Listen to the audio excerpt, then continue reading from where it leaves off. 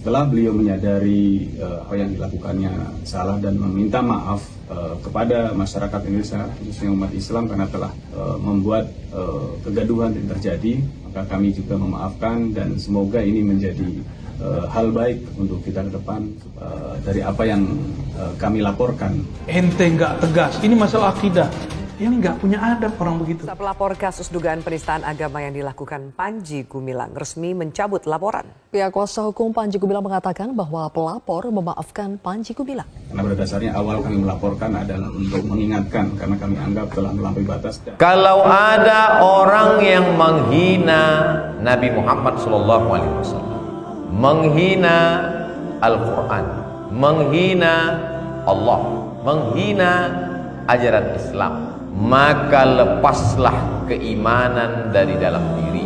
Apa solusi untuk mengatasinya? Perdamaian ini kita sudah mendengarkan bahwa Pak Panji Gumilang yang tadinya membuat pernyataan dan direspon oleh publik terjadinya potensi konflik horizontal baik di Indramayu dan seluruh Indonesia. Nabi Muhammad dicaci dan sebagainya. Apa yang kita lakukan? Alhamdulillah dengan pernyataan tadi kita mendengar bahwa Pak Panji Gumilang menyadari kesalahannya dan mau berubah. Yang ngerti akidah aneh kuliah atau ente. Kita mau dibina oleh Kementerian Agama dan MUI. Ini menunjukkan bahwa ada perubahan pada Pak Panji Gumilang selama dalam tahanan. Kapan Anda mendengar berita semacam itu, tanyakan hati kecil Anda. Anda menjerit, Anda menangis, dari tangis itu akan muncul reaksi istimewa. Maka ulil amri memanggil orang yang menghina Allah, menghina Rasulullah SAW, menghina Al-Quran, menghina ajaran Islam. Dia diberi waktu 3 hari untuk bertaubat. Kalau dia menghina pada hari Jumat, maka dia masih bisa melihat matahari terbit pada hari Sabtu, hari Ahad, hari Senin. Hari Senin menjelang tenggelam matahari, maghrib azan berkumandang, dia pun dipanggil. Sehingga dengan adanya perubahan, akhirnya kami menerima orang yang bersalah minta maaf. Kita menjabarkan fatwa, ini masalah akidah. Jika Anda punya kekayaan, pasti Anda keluarkan kekayaan Anda untuk membela Nabi Muhammad. Kalau Anda punya media, Anda bicara di media Anda. Kan begitu ya?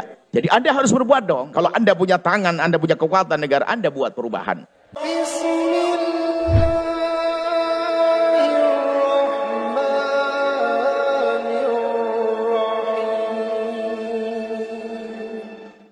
Nabi Muhammad dicaci dan sebagainya. Apa yang kita lakukan?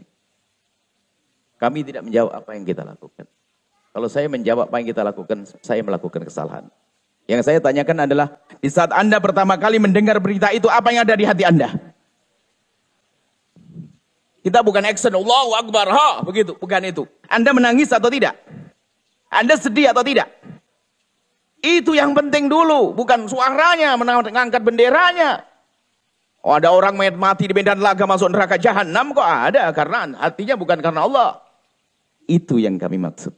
Kapan Anda mendengar berita semacam itu, tanyakan hati kecil Anda. Anda menjerit, Anda menangis, dari tangis itu akan muncul reaksi istimewa nanti. Saya tidak usah buat-buat. Reaksi istimewa dari hati, karena hati raja dalam diri Anda. Dia akan membuat program. Jika Anda punya kekayaan, pasti Anda keluarkan kekayaan Anda untuk membela Nabi Muhammad. Tapi kalau sudah action, bisa Nabi Muhammad dijual. Ngangkat begini hanya karena agar YouTube-nya naik. Apa namanya kalau YouTube itu? Nah, gitulah, saya tidak ngerti gitu-gituan di dunianya. Baik, jadi hati-hati. Itu yang pertama. Kemudian setelah itu, apa yang bisa Anda lakukan? Harus dong, kalau Anda punya media, Anda bicara di media Anda. Kan begitu ya? Jadi Anda harus berbuat dong. Kalau Anda punya tangan, Anda punya kekuatan negara, Anda buat perubahan. Tapi ingat, semua ada aturannya. Ada aturannya. Supaya Anda tidak menjadi pemicu caci maki juga pada akhirnya. Karena kadang begini. Karena reaksi,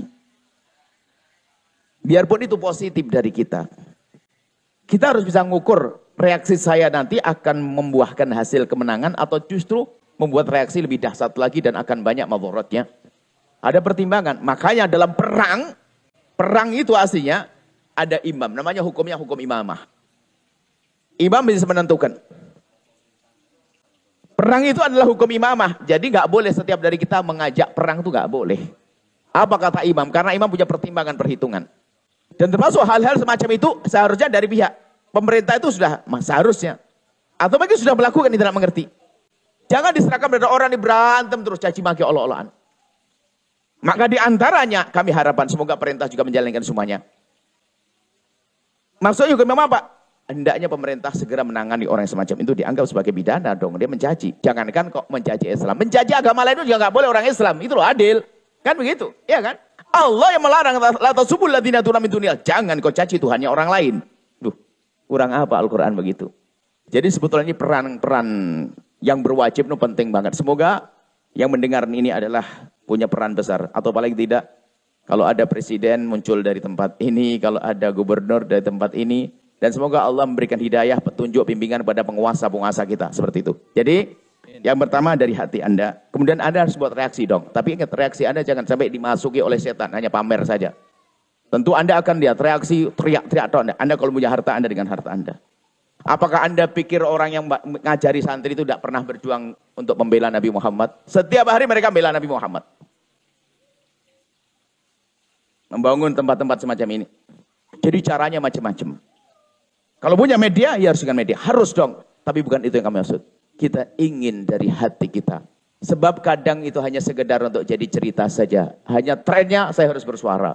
Ada ustadz kalau tidak mengantem itu bukan dia lagi. Sehingga musibah yang menimpa hamba Allah pun kadang bagi seorang hanya sekedar cerita. Suatu ketika mungkin ada orang cerita, hei kamu tahu enggak? Di Palestina ada orang dibantai ini loh gambarnya. No. Tidak menangis dia. Tidak sedih dia. Bahkan dia hanya berkata, oh aku punya foto lebih serem lagi nih. Jor-joran foto. Bukan sedih. Kita khawatir dimasuki oleh setan semacam itu. Baik, ini pertanyaan yang luar biasa besar. Akan tapi lihat, ada negara besar ini, ada negara dalam rumah kita. Yang presidennya adalah Anda. Menterinya adalah istri Anda. Rakyatnya adalah siapapun yang bersama Anda. Bisa Anda menegakkan keadilan di sana? Bisa Anda menegakkan kebenaran di sana? Kita mulai dari sana. Biarpun kita tidak boleh diam jika Nabi disuruh kita bersuara dan sebagainya.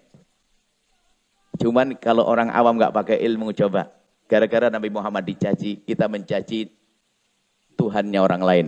Apakah Nabi ngizinkan semacam itu? Karena kebodohan kita, ya enggak? Nah sekarang nggak awam juga begitu, balas. Apakah di saat ada Al-Quran dibakar di mana di negeri kafir sana, lalu di sini kita membakar Bible? Nah ini kebodohan juga. Makanya harus ada ilmu. Makanya kita sampaikan apa petunjuk Ustadz begitu loh. Jangan hanya suara orang. Orang macam-macam. Cuman dia ada orang pintar, dia pandai berpolitik, pandai mengaruh orang, dia tidak punya ilmu.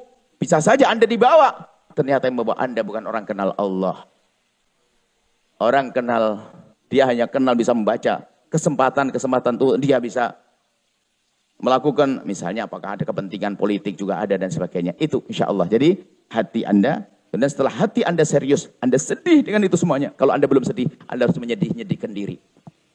Anda renungi. Itu yang terpenting sebelum yang lainnya. Dari hati Anda akan muncul reaksi yang positif yang dahsyat. Termasuk kalau Anda harus perang di medan laga, Anda pasti benar niatnya masuk surga. Tapi kalau bukan Anda berangkat dari hati Anda, perang di medan laga pun ternyata akan masuk neraka.